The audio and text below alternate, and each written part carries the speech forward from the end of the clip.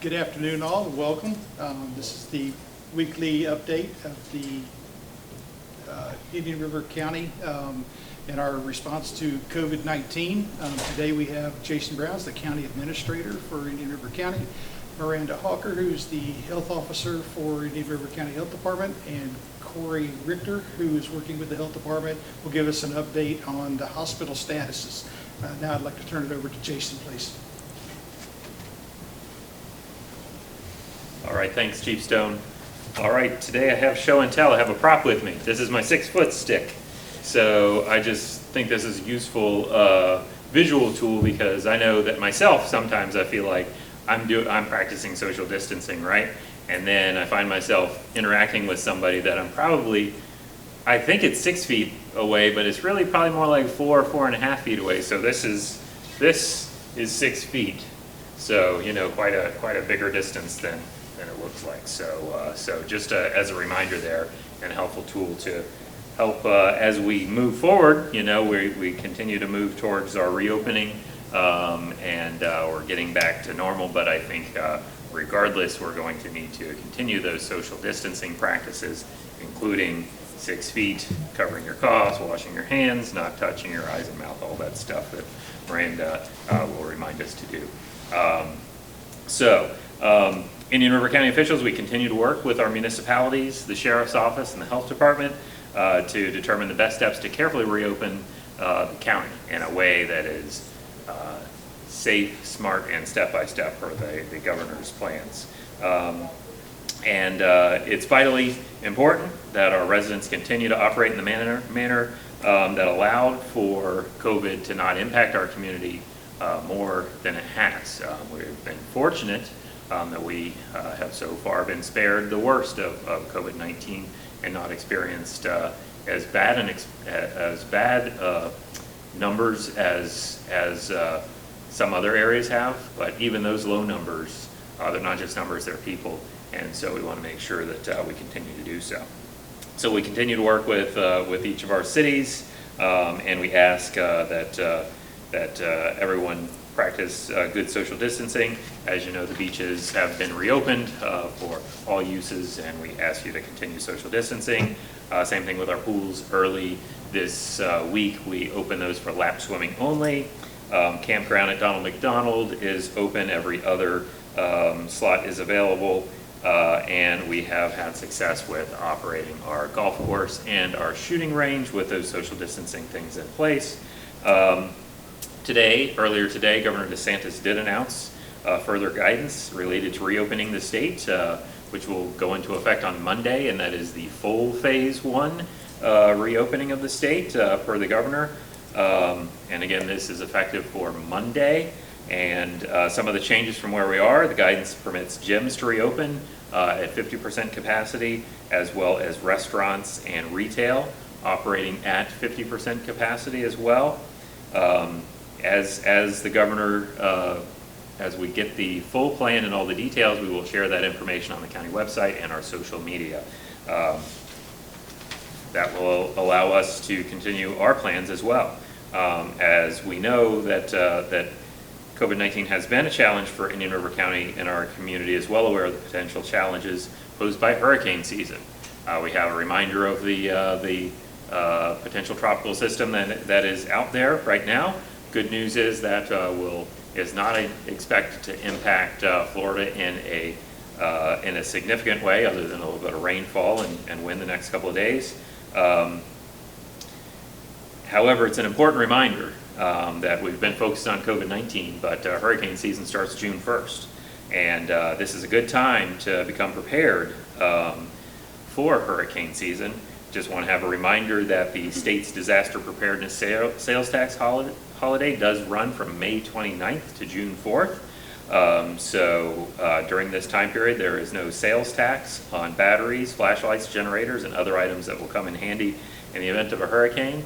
So many of us have stocked up on food for coronavirus. However, it's important to notice that you need to stock up on different kinds of food, your bottled water, things like that, in preparation for hurricane season.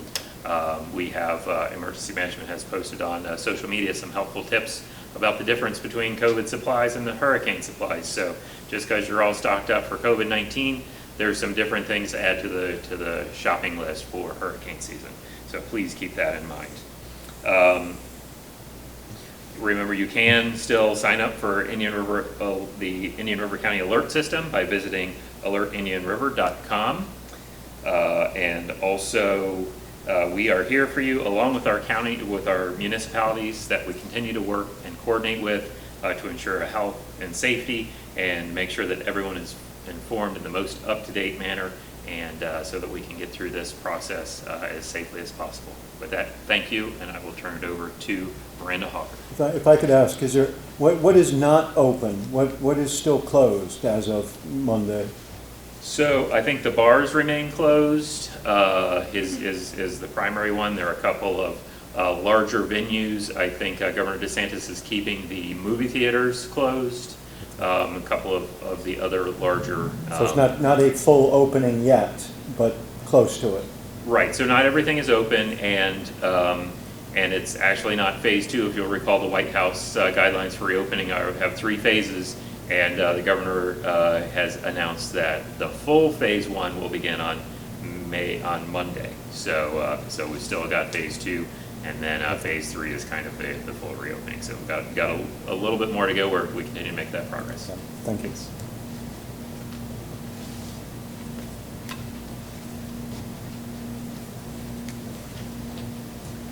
I'm going to stay clear of Jason with the stick. Makes me a little bit nervous back there. But I am glad that he brought it, because that's an important reminder for everyone. Our current number of cases is 104. We had 4 cases reported this week. We've had 1 additional death this week, and an 81-year-old man. There are 26 people in our county with a history of hospitalization. The age range is from 8 to 95, with 57 men and 47 women. In terms of race and ethnicity, we've had, for Florida resident cases, which is 93, 7 of our cases are black, 54 are white, 16 are classified as other, and 6 are unknown. And for ethnicity, 7 are Hispanic and 71 are non-Hispanic, 15 are unknown. In terms of cases in nursing homes and ALFs, we have had the following. Harbor Chase has had 2 positive residents, 5 resident deaths, and 1 positive staff. Palm Garden has had 2 positive residents, and this is a cumulative number over time, so this is all the cases we've had. Sonata has 1 positive resident and 4 staff. And we, of course, continue that public health support to those facilities and our vulnerable populations. I wanted to talk a little bit about cloth face coverings, because I think that there's a little bit of confusion out there about cloth face coverings. My cloth face covering protects me, and your cloth face covering protects you. As we've seen things open up in our county, I've seen less and less in terms of people wearing cloth face masks, and I've also seen that people aren't as cognizant about their social distancing, which is why I'm glad that Mr. Brown has brought that stick. I'm staying clear of that stick, but I'm glad he brought it, because we've got to keep in mind that distance. We've got to keep in mind how to protect you and how to protect people that you know or people that you don't know, because that's how we're going to get through this. Because I realize that as things open up, everyone is excited to get out. It's still important that we look at limiting those trips that we make out of our home, because so we're still trying to maintain that social distance, and that's important. But when you do go out, make sure that you're wearing your cloth face covering in public, you're washing your hands or using that hand sanitizer. You don't let down on those public health lessons that we've learned over these last weeks. I do want to talk a little bit about a recent morbidity and mortality report that came out this past week. It was an early release, and it was about COVID-19. It was about an attack rate following an exposure at a choir practice in Skagit County, Washington, March 2020. So after a 2.5-hour choir practice in March, during which 1 attendee had cold-like symptoms, 52 attendees became ill with suspected or confirmed COVID-19. 3 of the people were hospitalized and 2 later died. Transmission in this instance was likely facilitated by close proximity within 6 feet. during practice and aided by the act of singing. The proportion of people in the group who became ill was 87%. 52 out of 61 people became ill. That's a higher rate than we've seen in other clusters, and the choir practice could be considered a super spreading event where more people are likely to become ill. So what does this tell us? The high number of cases associated with this event shows the importance of following those social distancing recommendations when COVID-19 is spreading in a community, including staying those 6 feet apart, avoiding large groups in crowded places, and staying home when you're sick. So call your doctor first if you think you have COVID-19. They'll evaluate you for illness and determine if you should be tested. Testing is available at both Cleveland Clinic drive-through testing and the health department. We're also doing homebound testing. So anyone requesting this assistance, so people who are homebound are unable to leave their home due to illness or advanced age, the number they should call is 794-7411. In terms of testing, we've currently done 139 tests. We have the capacity to perform 961 tests. Total tests done in Indian River County are 2,909 with 104 positive, 2,805 are negative, and 61 are pending. So at this point, I'd like to turn things over to Corey Richter, and then we can take whatever questions you might have.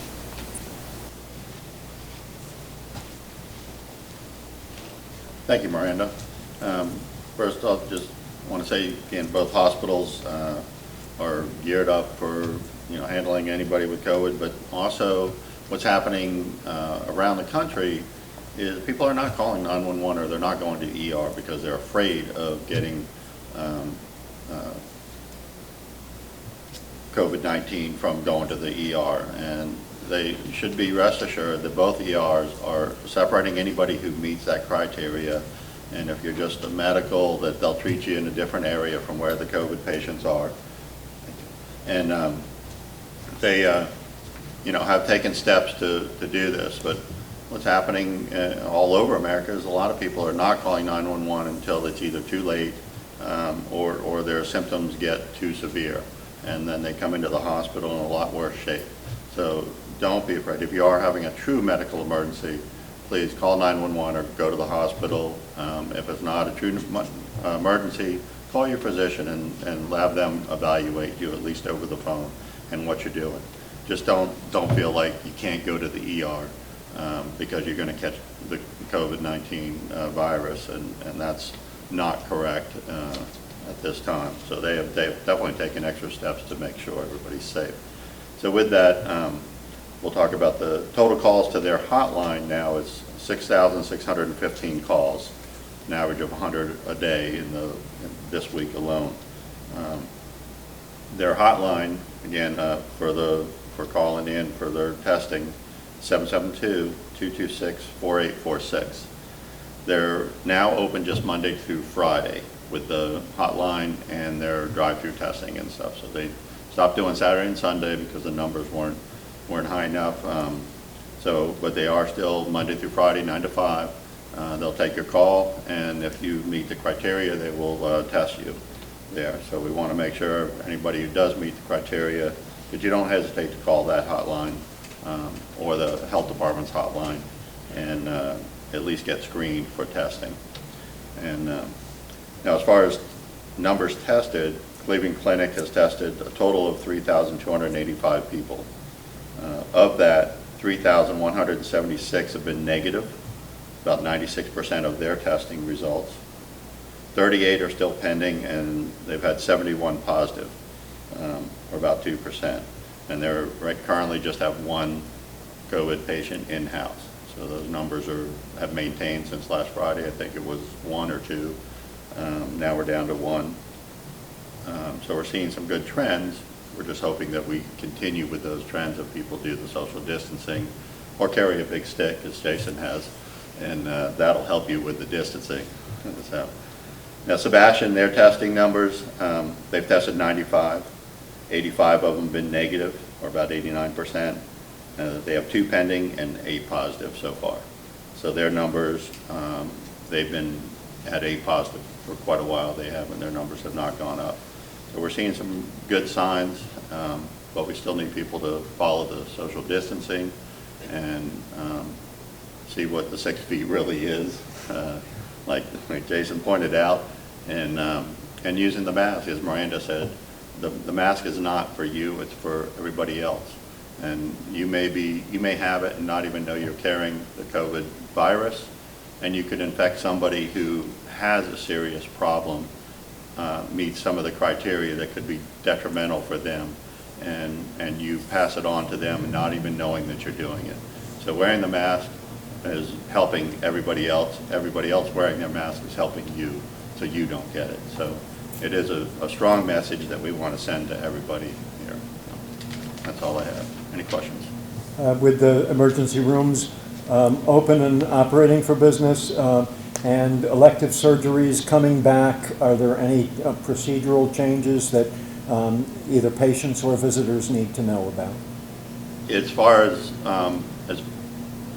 visiting, they're still regulating the visiting, and I would check each hospital's website for what their visiting requirements are and restrictions are. The elective surgeries, yes, they've started some, but they haven't opened up everything, but they are starting some. And again, you need to check with the hospital or your physician. If you've got something, they can check with the hospital, see if that's something that they're allowing yet, and then they'll schedule it.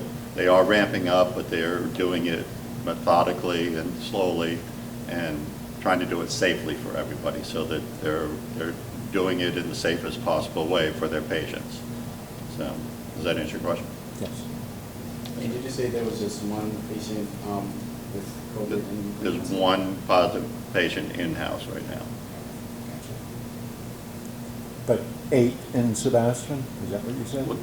They had 8 positives overall. They don't Okay. have any in-house. So there are none in-house? There's none in-house at Sebastian. There's only one in-house at Cleveland Clinic. Okay. Yeah. And their number, the 8 that Sebastian has had, has been steady for a week. They haven't had a positive test in over a week. Cleveland Clinic had a couple this week, positive tests, but none. The number one in-house has stayed since the beginning of the week. So. I do have a question for Miranda. Sure. That's okay. Can you talk more about you said there were 104 cases? Yes. in October? I did. So does that mean that there was one new case announced today, or? We had one new case announced today, Okay. yes. Can you- And Oh. that report's being updated on the website, Okay. but it's one new case today.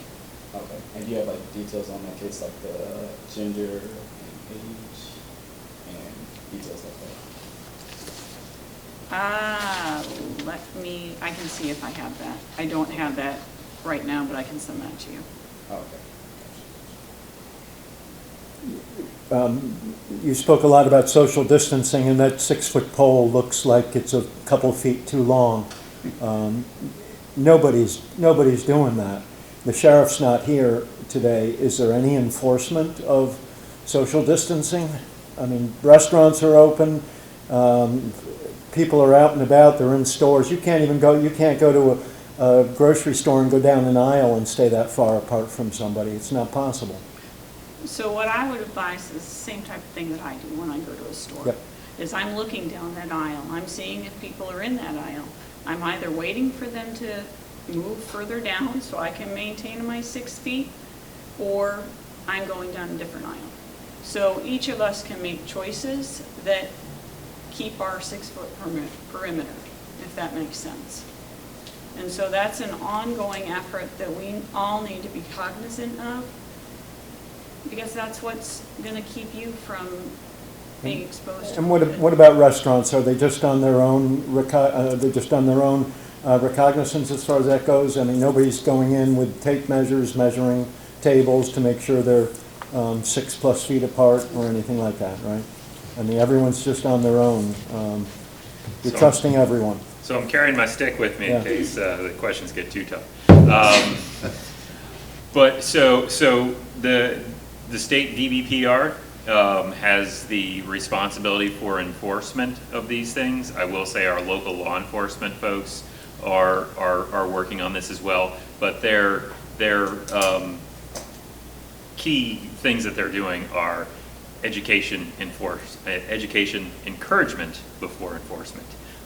So it's really about getting out there, telling people what they need to do, and encouraging them to do the right thing. Most people are going to do the right thing as long as they know. That's kind of why my 6 foot thing, we all think we're doing 6 feet, Yeah. but it turns out we're not, you know, because that More kind of like- struck yeah, me. More like 4 feet is Yeah, what people are doing. yeah, so, and it's really about asking citizens voluntary compliance. And most people want to do the right thing, and they want to do that. So I don't, the sheriff's not here, so I'm not speaking for him, but I don't foresee the sheriff putting people in jail for not being 6 feet from someone else. I mean, at what point, if you got a phone call from somebody, you know, hey, I'm here at this restaurant, there's 200 people in here. I mean, if you got a legitimate complaint from someone, would there be some kind of a reaction?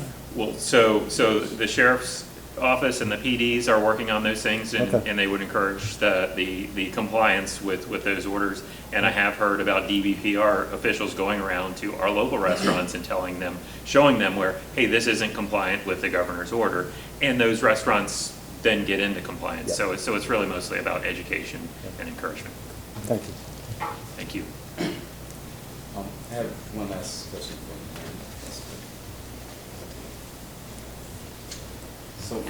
So for today's update, so it was just one new case, but no new deaths, right? For Indian Correct. County? Okay, gotcha. There's also a complaint form on DBPR's website where citizens can make a complaint if they observe conditions that they believe are not in compliance with the executive orders. And I guess have the state officials talked to the local officials as far as the website and I guess the regular time that it's going to be, that the dashboard is going to be updated on a case-by-case list? So I do know that they're continuing to try to maintain that website and get it updated. There's a large amount of information, as you know, that's updated on that website each day. So I do know that they're doing it as quickly as they can with the large amount of information going through state EOC. How many more weeks do you think you'll be doing the conferences? That is not a question for me. Well, I hope you want to see an end to it someday, I'm sure. Yes, so as long as we have useful information that's helpful to provide, we'll have these. We'll let you know next week about future plans going forward. Okay, thank you.